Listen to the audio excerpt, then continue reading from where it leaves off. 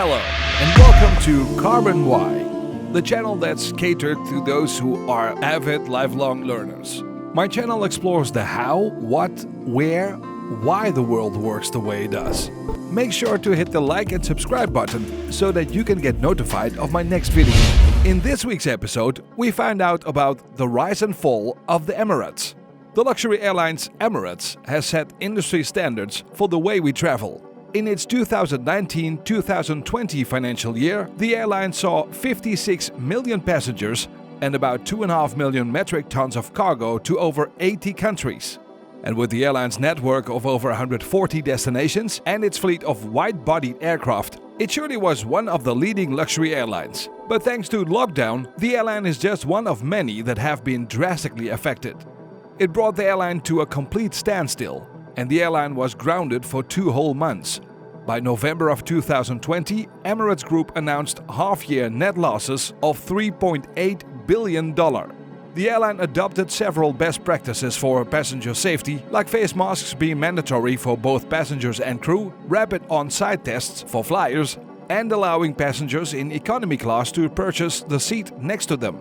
Dubai authorities launched Emirates Airline back in 1985 in response to the dwindling supply of oil and the Iran-Iraq war, impacting the shipping container business. The airline's maiden voyage took place on a leased Pakistan International Airlines Boeing 737, flying from Dubai to Karachi. And just 4 years later, the airline was traveling to over a dozen destinations.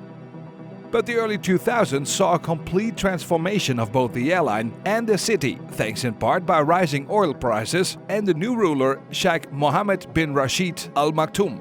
The goal behind the transformation was to link the East and West to create a place where people from all over the world can converge and travel to, especially as the city began heavily investing in their tourism sector with monuments that we all know today, like the Burj Khalifa and the Palm Jumeirah. By the early 2000s, Emirates was flying to over 48 international destinations, including London, Paris and Melbourne. They flew to places that were deemed too risky by most European and American carriers like Mogadishu, Kabul, Baghdad and Beirut. And so Emirates realized that as the capability of aircraft were developing and they were able to carry more people and cargo, that their range was extending too. They used that to turn Dubai into the super hub it is today. While the airline industry saw growth from low-cost carriers like Ryanair and EasyJet, Emirates placed more attention on comfort and luxury.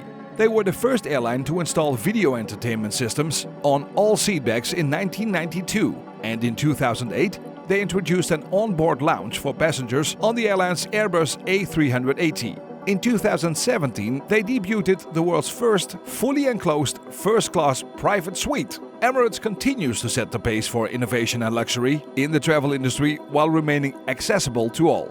They want their passengers to be taken care of, with extreme comfort while offering rates that are affordable to customers from developing countries. Emirates is one of Dubai's most successful brands. It's linked to the city's core identity. With the Dubai airport just an 8-hour flight from 2/3 of the world's population, Emirates Airlines benefits from having a desirable geographic location and a well-funded government owner like its rivals Abu Dhabi, Etihad Airways and Qatar Airways. But the lockdown has had a devastating impact on airlines around the world. Estimates from the International Air Transport Association saw a 60% drop to 1.8 billion travelers in global passenger traffic in 2020. And airlines around the globe lost a collective $118 billion. The lockdown brought airlines to a complete standstill. Henry Harteveld, a travel industry analyst, stated that the global demand for air travel fell as much as 95%. The demand has somewhat increased since then, but it's still far from where it was. Henry says, depending on the country, the demand now is around 30 to 45% of pre-lockdown levels. In March 2020, Emirates had to temporarily suspend nearly all of its passenger flights to and from the UAE, except for repatriation flights to about 12 countries. This led to the airline's first ever loss in its 30-year existence. The Emirates Group announced a half-year net loss of $3.8 billion in November 2020. But the question remains, will Emirates recover from the economic fallout pummeling the airline industry? Experts say that Emirates, with its signature ultra-long-haul flights, may have a harder time getting its profile back to where it used to be, compared to many of its competitors. The lockdown has dried up the demand for long-distance international air travel, regardless of if it's for work or for pleasure. Emirates faces a unique issue that many of its US and European counterparts don't. The airline doesn't have a local domestic market to fall back on. There's virtually no domestic flights between the United Arab Emirates. There isn't a demand for it, whereas carriers in the United States and Europe are still able to fly within their national borders during lockdowns. And yet another issue Emirates faces is the makeup of their fleet. While many other carriers have transitioned to smaller, more fuel-efficient planes, Emirates is the world's largest operator of the Airbus A380, a plane that can hold over 600 passengers and has a range of roughly 9,000 miles. In 2019, Airbus ended production of their A380s due to a lack of orders. Currently, Emirates operates the aircraft below capacity to allow for passengers to be socially distanced from each other. Emirates did find some relief in cargo though. The airline already had a very well-established distribution network in place pre-lockdown. But in April 2020, there was a surge in demand for PPE, so the airline stuffed cargo onto seats in economy class and overhead bins. On some planes, they even removed economy seats to allow for more storage of PPE, basically converting them from passenger to cargo planes. Essa Sulaiman Ahmad, the divisional VP for the US and Canada, said they focused more on cargo because it proved to be their saving grace and it helped the airline mitigate the risks and losses they had earlier because of the lockdown. Global tourism suffered its worst year on record in 2020, according to the UN's World Tourism Organization, with international arrivals dropping by 74%. And most experts don't expect it to return to pre-lockdown levels until at least 2023. But Tim Clark, the president of Emirates Airlines, believes that long-haul international air travel will return to pre-lockdown levels sooner than what everyone else expects. In May 2020, Emirates announced the 2019-2020 revenue at $25 billion. That's 6% less than the previous year.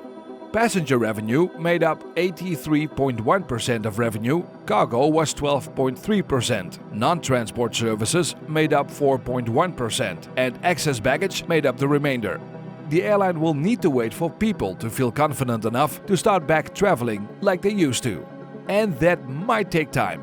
But while they wait for tourist numbers to increase, Emirates is hoping to capitalize on the global demand for vaccines. In October 2020, the airline announced it was setting up the world's largest dedicated airside hub for vaccines at its cargo terminal. The airline also said they're working with major pharmaceutical like Pfizer to help transport vaccines all around the world. So they have specially designed containers on their planes, in the holds and in the cabins to keep them at the required temperature level through distribution, and they have the logistical control for the airline to get the much-needed vaccines into multiple parts of the world, where other carriers simply can't. Emirates has already delivered millions of vaccines to Egypt, South Africa and Latin America from manufacturing hubs in India and elsewhere by February 2021. The airline hopes that after finishing lockdowns, it will see Dubai remaining a major tourist destination. In March 2021, Dubai launched its vision for 2040, which included a 400% increase in public beach areas and a commitment that 60% of Dubai's areas will be nature reserves. Emirates and Dubai are interlinked. Dubai wouldn't be what it is today without Emirates, and the airline was created to make Dubai into a global business and leisure hub. And more than anything, Emirates is hoping for a speedy recovery and increasing demand for international travel. The airline hopes to serve all of its 143 destinations by the summer of 2021. Thank you for watching this video. If you like this video, please like and subscribe, and watch these videos that might pique your interest. Thank you for your support.